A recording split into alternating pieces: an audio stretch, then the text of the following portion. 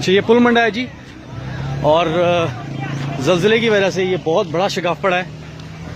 और उस तरफ पार तरफ से ये पुल भी टूट चुका है। ज़लज़ला जो है वो बहुत शिद्दत का था, जिसकी वजह से नहर बिल्कुल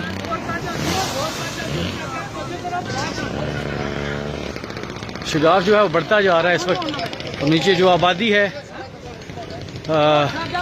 नहर में पानी जो है वो ज़्यादा हो रहा है, जिसकी वजह से ज़्यादा नुकसानात के